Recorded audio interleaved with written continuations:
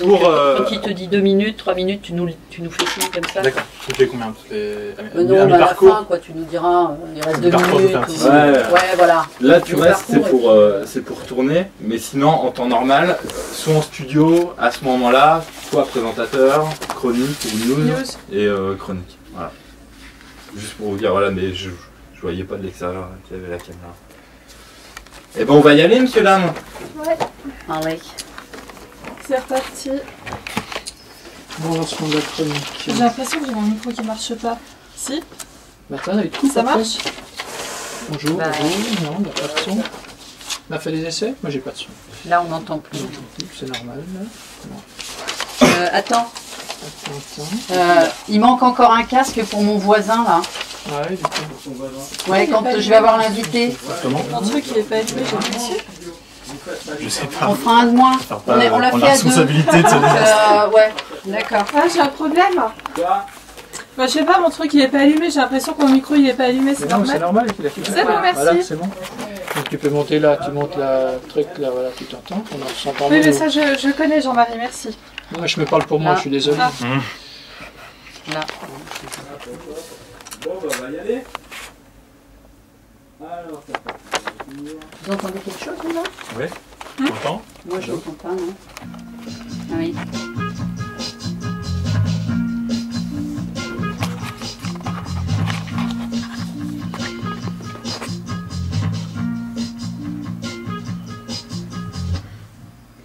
Bonjour à tous et bienvenue dans ce nouveau numéro de Mediapolis, l'émission de Radio Dijon Campus consacrée à l'univers des médias. Comme à l'accoutumée, nous débuterons par un rapide tour de l'actualité de la semaine. On parlera notamment de Sabre Laser et de 007. Nous analyserons ensuite la nouvelle stratégie de communication mise en place par l'extrême droite pour faire diffuser ses idées. Alors faut-il ou pas craindre la banalisation, c'est ce que nous verrons plus tard.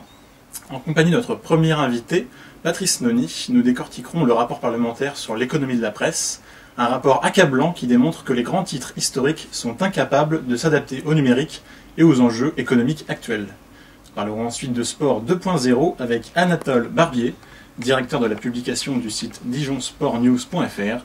Il nous expliquera pourquoi il a décidé de se lancer dans l'aventure du pure player.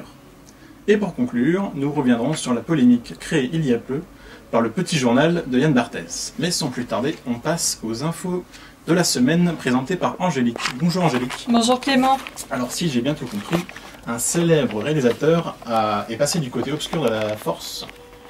Oui, pas encore les soldes, mais Disney vient de faire une très bonne affaire en rachetant à George Lucas sa maison de production Lucasfilm pour la bagatelle de 4 milliards de dollars. Disney devrait ainsi avoir les bénéfices des produits dérivés de Star Wars estimés à 27 milliards de dollars d'après le site Statistic Brain. Profitant ainsi du rachat de Lucasfilm, la firme américaine vient d'annoncer un 7e opus pour Star Wars qui devrait ravir les fans de Chewbacca. Un retour qui en fait frémir plus d'un. Un an après la disparition de Mega Upload, son double revient pour hanter les jours et les nuits de Hollywood. Kim.com, son créateur diabolique, vient d'annoncer la date de création d'un nouveau site internet crypté et dont l'adresse sera hébergée au Gabon. Une annonce qui pourrait remettre en cause la liberté sous caution du créateur du site, tandis que celui-ci avait promis à la justice de ne pas recommencer à jouer les troubles faits des producteurs d'Hollywood. Des journaux télévisés en vacances. C'est la surprise réservée aux employés de France 3 dans le sud-ouest de la France pour les vacances de la Toussaint et de Noël. Une trêve pour les journalistes? Pas du tout, puisque la direction a décidé de faire des économies. 700 000 € selon une déléguée syndicale et a tout simplement supprimé le présentateur de son journal télévisé. Les employés de plusieurs stations provençales se sont mis en grève pour protester contre ces mesures. En attendant, les habitants profitent d'un tout image proposé à 12 et à 19 h. La chaîne beIN Sport, champion du ballon rond. Pas question de football ici, mais de basket puisque la chaîne de sport Qatari vient d'acquérir les droits de diffusion de la NBA, le championnat de basket américain détenu depuis plusieurs années par Canal+. 5 millions d'euros par an pour diffuser les dribbles américains, c'est la somme dépensée par la chaîne de sport d'Al Jazeera. Un coup rude pour Canal+, qui perd, après le football, l'un de ses programmes phares. Et enfin, une bonne nouvelle pour James Bond qui semble en odeur de sainteté. Une nouvelle pour le moins insolite, puisque le journal du Vatican, l'Osservatore Romano, vient de faire une critique élogieuse du nouveau James Bond. Le journal, au service de la papauté, estime que le célèbre agent secret est, je cite, « plus profond et introspectif, ou encore moins attiré par les plaisirs de la vie. Skyfall, 23e film du genre, explose déjà plusieurs records. Près de 2 millions de Français se sont déjà précipités dans les salles obscures pour admirer les nouvelles aventures de 007. Daniel Craig doit être aux anges actuellement. Merci Angélique. Elle n'est pas encore canonisée, mais on l'aime tout autant. Bonjour Sylvie. Bonjour. Vous allez nous parler d'extrême droite, il me semble, et notamment des nouvelles stratégies de communication mises en place par le mouvement. J'y vais. Allez-y, c'est parti. Plus besoin d'enfoncer le clou, les autres s'en chargent à sa place. Sur ce point au moins, on peut être d'accord avec Marine Le Pen, les idées d'extrême droite traversent l'opinion et les médias, que ce soit pour les adouber ou les dénoncer. Une démultiplication du message qui est d'autant plus percutante qu'elle est portée par des personnalités ou des organisations qui n'appartiennent pas à l'extrême droite. Petite phrase sur les pains au chocolat, la viande halal, le danger du vote des étrangers aux scrutins locaux, le racisme anti-blanc.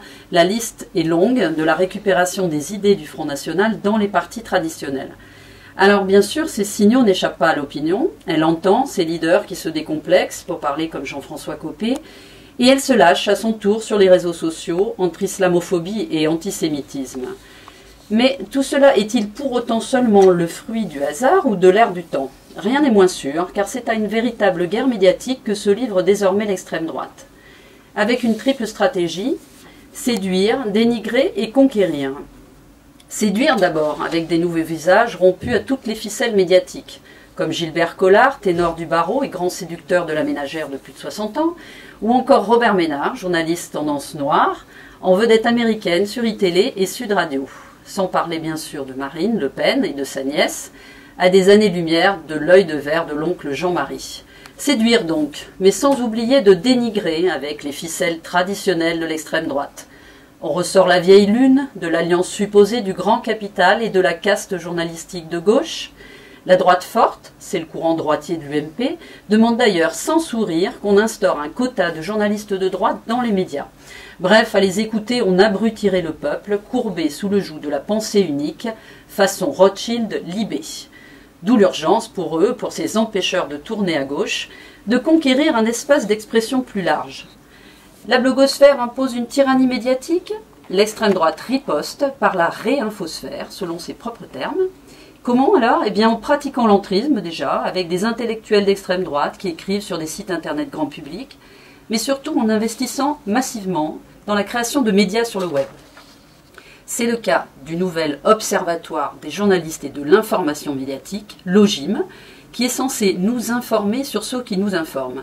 En fait, un tissu malsain de portraits dérangeants, comme celui qu'il consacre par exemple à la journaliste Florence Aubenas, ou encore Boulevard Voltaire, le nouveau site créé tout récemment par Robert Ménard et Dominique Jamais, sous le signe de la liberté et du pluralisme. Mais en réalité une tribune pour les vieilles gloires de l'extrême droite et les jeunes pousses du bloc identitaire. Même le site atlantico.fr, qui veut donner une information fiable et adaptée, je cite, héberge les chroniques décomplexées de Gilles William Goldnadel, qui préconise rien moins qu'une contre-culture de résistance à ce qu'il appelle la ritournelle faussement antiraciste dont on nous abrutit les oreilles. Alors c'est sûr, la droite extrême est loin d'avoir dit son dernier mot, et la banalisation de ses idées va probablement continuer, boostée par l'accélérateur Internet. Passez vos idées à la machine et faites bouillir. Souchon avait raison, le noir initial finit toujours par ressortir. Merci Sylvie. Et maintenant un peu de douceur en musique avec le titre Can You See Me de Sophie Hunger. Lancement. Ouais, je sais, j'ai paniqué. Pas grave. J'ai paniqué et j'arrivais pas. Ouais, c'est pas grave. Je l'avais devant en plus, je sais pas. Donc là, il faut mieux que j'aille le chercher là, non parce qu'après, il n'y a pas de coupure musicale. Après, il n'y a pas de coupure en fait. Ouais. Bonjour. Bonjour. Je peux te laisser ça ? Ouais, tu peux me laisser ça. Donc on va être deux à vous interviewer, Jean-Marie et moi. Voilà. D'accord. On alternera les questions. Ok. Par contre, il faudrait que tu me passes mon casque. Tu as fini là ? Oui, j'ai fini. Et ton outil de travail ?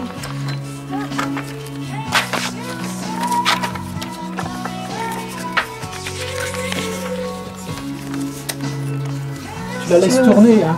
Oui, non, mais je... Tu peux te faire les plans là ? Ouais, ok, bah oui.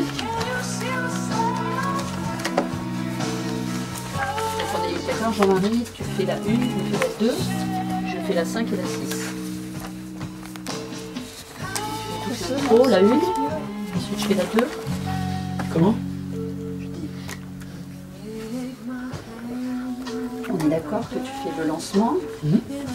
La question 1, je fais la 2, tu fais la 3, 4, tu fais la 5 et la 6, et tu fais la 7 et la conclusion. Ça correspond? Oui, j'ai les numéros moi. Oui, mais bon, c'est pas. Attends, je reviens. Non, je fais pas celle-là. Là. Non, c'est Ça moi va qui être l'a trop fait. froid, faut pas vous Ça va inquiéter, être moi c'est qui l'a bon. fait. Non, je t'ai entouré, laisse. De toute façon, on va pas le torturer quand même. Si, tu vois, regarde, il souffre déjà.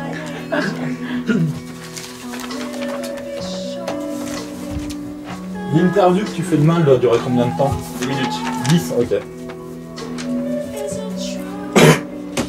De retour dans Mediapolis, parlons sport désormais. À l'heure où la presse écrite peine à trouver une équation économique viable, Internet fleurit de sites d'information de tout poil et de toute taille. Un des derniers créés en local, dijonsportnews.fr, est entièrement consacré au sport dijonnais. Alors pourquoi se lancer dans une telle aventure? Comment y arrive-t-on et comment ça marche? C'est ce que Sylvie et Jean-Marie vont demander à notre invité Anatole Barbier, gérant et directeur de la publication du site Dijon Sport News. Bonjour, Anatole Barbier. Bonjour.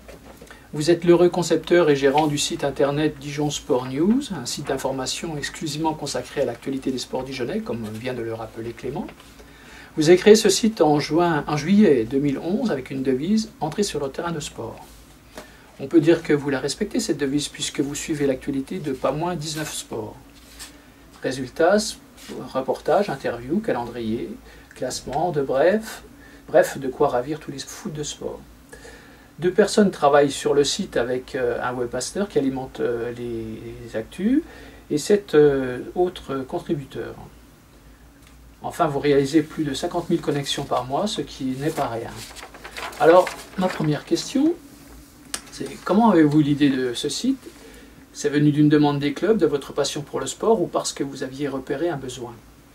En fait, je suis Dijonnais, passionné de sport depuis toujours. Et donc, comme vous l'avez dit, là, c'est venu d'un manque, d'un besoin. En tant que consommateur d'actualités sportives, j'avais tendance à chercher un petit peu partout sur les sites des clubs, sur les sites de médias locaux et nationaux.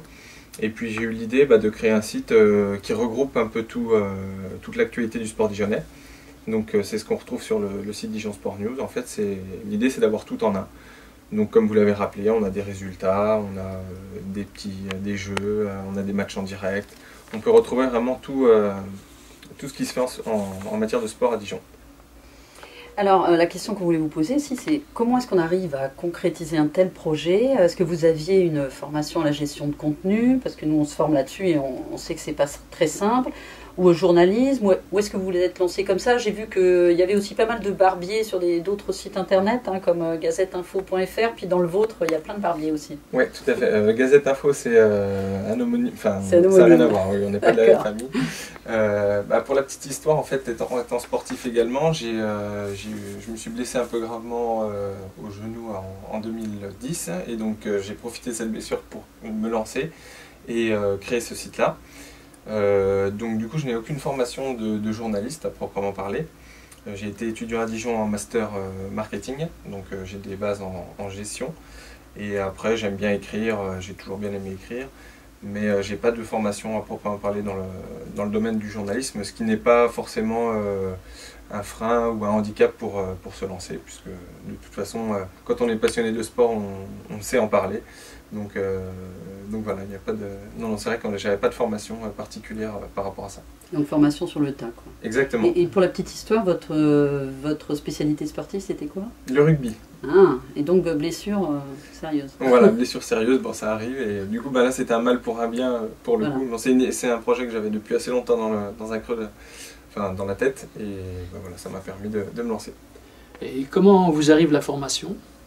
Comment m'arrive l'information? Eh ben, comme tous les autres médias, on va dire déjà les clubs communiquent beaucoup, donc travaillent par les communiqués de presse. Après, on vérifie aussi les infos qu'on peut rater sur les sites des autres médias. On a également pas mal de petites sources comme les sources directes. Après, on a Facebook qui est une mine d'or au niveau de l'info qu'il faut toujours vérifier puisque c'est une source informelle. Donc voilà, globalement, toutes les infos nous viennent par ce fait. Et la presse écrite vous voit comme un concurrent? Alors ça dépend, il faudrait peut-être déjà leur poser la question à eux directement. Globalement, on a des bonnes relations avec nos concurrents, ou plutôt nos confrères, on va dire. C'est vrai que je pense que certains ont dû nous voir arriver comme des concurrents, mais bon, je vous dis, globalement, on a de bonnes relations avec la presse. Alors, on l'a dit tout à l'heure dans l'introduction, vous avez 50 000 connexions par mois, ce qui est assez considérable. Alors, qui sont les publics qui viennent sur votre site? C'est les membres de clubs, des fous de sport, des Dijonnais expatriés? Voilà, je pense que vous avez tout dit. Des passionnés de sport, oui, on a des Dijonnais expatriés, on a également forcément des personnes d'autres villes qui suivent leur club à eux, qui affrontent des clubs dijonnais. Puisque c'est l'avantage d'Internet, c'est que c'est national, voire mondial. On a des connexions qui viennent de partout dans le monde, donc des Français par-ci par-là qui sont éparpillés et qui suivent les clubs dijonnais. Donc voilà, globalement, on a plutôt un public jeune, on va dire jeune, actif. Forcément, les personnes un peu plus âgées ont plus tendance à utiliser des sources, voilà, de la presse écrite papier. Donc voilà. On a dit tout à l'heure qu'il y avait 2 personnes qui travaillaient à enrichir le site en permanence. J'imagine que c'est un travail de tous les jours. Mais comment faites-vous concrètement pour rentabiliser ce site? Est-ce que vous arrivez à avoir une équation économique rentable avec de la publicité? Je sais pas, les clubs, est-ce qu'ils vous aident ou... Alors pour l'instant, comme vous l'avez dit, on est 2 personnes plus un webmaster. On travaille à temps plein dessus. Pour l'instant, le projet est pas encore... déjà, il y a le contexte économique actuel, parce qu'on se lance par passion, mais c'est pas la meilleure période pour se lancer. Donc c'est sûr qu'il faut se batailler. La première année, la première saison a été une saison de lancement pour nous, pour vraiment introduire le projet dans le paysage médiatique local, ce qui a été fait. Et c'est vrai que pour l'instant, la partie commerciale est assez délicate, parce que pareil, les budgets de communication des entreprises sont toujours... au point mort. Ouais, au point mort. Et donc il faut arriver à s'en sortir dans ce monde-là. Les clubs nous aident par des partenariats pas forcément financiers de toute façon. On cherche plus des annonceurs privés pour nous aider. En publicité donc. Voilà, en publicité, oui. L'équation est, on va dire, le modèle économique est le même que pour tout autre média. C'est que notre site est complètement gratuit, accessible à tous. Et donc forcément, il faut le rentabiliser par des publicités. Exactement. Enfin, une dernière question. Avez-vous des projets pour développer le site dans un avenir proche? Oui, les projets, on en a beaucoup. Alors après, il y a forcément, les projets sont limités parce qu'on a besoin de sous. Mais sinon, oui, on veut parler de plus en plus de sport. Vous avez parlé de 19 disciplines. Je pense que c'est un petit peu plus parce qu'on a des rubriques justement qui regroupent plusieurs sports, comme les sports de combat, je pense par exemple à ça. Donc forcément, on veut parler de plus de sport, on veut avoir plus de rédacteurs, et puis voilà, grandir à Dijon. Eh bien, merci Anatole Barbier. On rappelle que vous dirigez le site internet Dijon Sport News, entièrement consacré à l'actualité du sport dijonnais. Merci beaucoup. Au revoir. Merci à tous. Et après le sport, le réconfort, on écoute tout de suite Beat Blues de Kid Koala. C'est pas mal. J'aime bien, oui. Non, merci. C'est toi qui as choisi les musiques? On nous a pas demandé c'est sur quel c'est toi. Quel logiciel vous avez développé, sur quel WordPress. Ah ouais, c'est WordPress. Parce que j'ai regardé mais j'ai pas vu. Vous avez 5 minutes dans la vue. Vous avez un truc de 5 minutes pour l'instant dans l'émission. On en avance de 5 minutes ou on a... Ah, je crois que ça en allait trop vite. Ah non. Donc tu pourras faire 12. Tu pourras faire plus de 15. Donc Jean-Marie, tu fais une chronique très... Prends ton temps, ouais. Parce qu'on a fait combien là, 9? Je sais pas, il m'a dit 7 minutes. Non, je crois qu'il restait 7 minutes, c'est ça? Ah bah non. Non? On a parlé. Ça devait faire 10 minutes normalement, c'est ça? Oui. On a fait combien sur la... Vous allez arriver à 24 minutes d'émission là. Ouais, on était à combien sur le... Pourtant moi j'ai fait 3, ça je suis sûr. Ouais, non, mais c'est sûr, cette interview là on a fait combien? Là vous m'avez annoncé 12 minutes. Non, 10. Bah pas sur le conducteur. C'est une de 10, c'est une de 12. Ah non, non, non, c'est de 10. Là, je suis à 12. T'as pas dit 12, non, on a dit 10. C'est de 10, ça, Moi, je suis normalement. toujours 10 parce que si jamais on fait 12, après, ça laisse un peu de mou, quoi. Enfin bref. Et on là, a fait vous allez- combien, nous? On a fait combien? Le temps précis, je sais pas là, mais Ouais. vous allez arriver à 25 minutes d'émission quoi. Donc plus les 3 de la chronique, on est à 28, donc... On est loin de 45. 28 et 10, jusqu'à 40, ça sera 40. Quoi. Ouais bah voilà, il en manque 5 pour l'instant. Bah écoute, on va le réinterviewer. Ajoute une ou deux questions. Eh ben, il manque l'interview de. Bah, il manque ton interview à toi. Ouais. Tu pourras faire ça. Tu l'as compté? Et oui, mais il manque le lancement aussi de Oui, le chronique, lancement. voilà. C'est des petits trucs comme ça, quoi. Ça sera pas payé alors? Oui, il nous faut les... Non, il nous faut les... Qui est-ce qui fait la chronique là du coup? Jean-Marie. C'est Jean-Marie. Donc tu peux y aller lentement, Jean-Marie. Ah ouais, bah, Donc, on va sortir si vous voulez, parce que je vais vous libérer, j'imagine que vous avez autre chose à faire. bon bah merci. Hein. Merci, bonne continuation, au revoir. Au revoir. Merci, au revoir. On vient d'écouter 12 Beat Blues de Kid Koala et on va passer à la chronique de Jean-Marie. Jean-Marc, bonjour. Tout d'abord. Bonjour La Clément. politesse. Vous allez nous parler de l'émission de Yann Barthès, Le Petit Journal, qui a fait polémique il y a peu. Alors, la question se pose, question ou animateur? Ah, c'est une grande question. L'émission de Yann Barthès, Le Petit Journal, diffusée tous les soirs sur Canal+, suscite encore une fois la polémique autour des cartes de presse de ces journalistes. La question a été posée par le site Arrêt sur Image à la commission des journalistes professionnels. Le Petit Journal est accusé de bidonner ses interventions et de mener une chasse aux mimiques et erreurs des politiques, puis de les confronter à ce sujet. L'émission est d'ailleurs classée dans les divertissements par la chaîne Canal+ elle-même. La presse n'aurait donc pas le droit de s'attaquer gentiment aux politiques. Ah, gentiment, gentiment. D'après le site Arrêt sur Image, pendant un meeting de Nicolas Dupont-Aignan, les journalistes du Petit Journal auraient interviewé les militants avant le discours du candidat. Une vidéo du Petit Journal qui confirme cette thèse a été diffusée sur le site Arrêt sur Image. On nous explique que le discours s'est terminé à 17h30. Pourtant, en mettant les informations dans leur contexte, on apprend que le rendez-vous pour les interviews était prévu à 15h. Le discours de Nicolas Dupont-Aignan aurait duré, selon le site 20minutes.fr, 1h45. D'où une différence de 45 minutes plutôt troublante. Est-ce de l'information? Le Petit Journal se régale des travers quotidiens de la vie politique et des détails cocasses qui sont généralement hors diffusion pour les médias audiovisuels. Il informe réellement quand il recoupe et compare, par exemple, les similitudes étonnantes entre deux discours prononcés par un homme politique à quelques mois d'intervalle, ou quand il montre des dialogues qui ordinairement auraient fait l'objet de off hypocrites. Mais récemment, en accusant Jean-Marc Ayrault d'avoir copié son discours à Singapour sur celui de François Hollande, l'équipe de Yann Barthès a oublié de préciser que le Premier ministre ne faisait que citer le président. Problème, il coupe au montage la phrase précédente de Jean-Marc Ayrault où il dit clairement « Comme l'a souligné en août dernier notre président de la République, M. François Hollande, devant la conférence annuelle des ambassadeurs de France, etc., etc., toute la séquence qui suit n'est alors que citation, chose que ne précisera jamais le Petit Journal. » Y aura-t-il des conséquences? Cela a fait du bruit sur les réseaux sociaux. Le Petit Journal a reconnu son erreur sur son compte Facebook, en précisant tout de même que souligner le discours, comme le disait Jean-Marc Ayrault, et pomper intégralement ne sont pas tout à fait la même chose. Les montages sont ludiques, ils agissent comme des caricatures à la une, il faut les prendre comme tels. Mais encore faut-il que cela soit dit. Que disent les journalistes du Petit Journal? Les journalistes de Canal+ ont tenu à réagir en toute discrétion. À la fin de l'émission, sur le bandeau destiné aux merci et aux autres messages de la rédaction, on peut lire Théodore Bourdeau, carte de presse 110 848. Le journaliste qui a fait le reportage nous montre qu'il a une carte de presse. Et comme le disait un journaliste célèbre que j'ai interviewé récemment et dont je tairai le nom pour protéger mes sources, le moindre présentateur de chronique a maintenant sa carte de presse.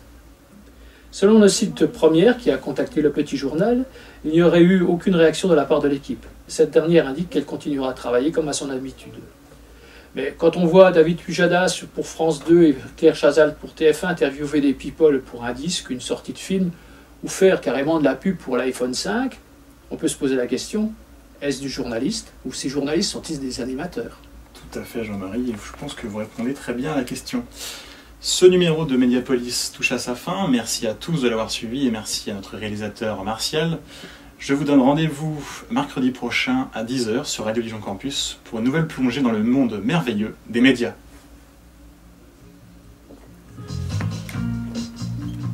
Excuse-moi, j'ai rajouté un truc parce que je voulais faire un peu plus long, mais j'ai dû regarder quelques secondes. Bon. C'est bon, on peut couper les caméras, on a fini ?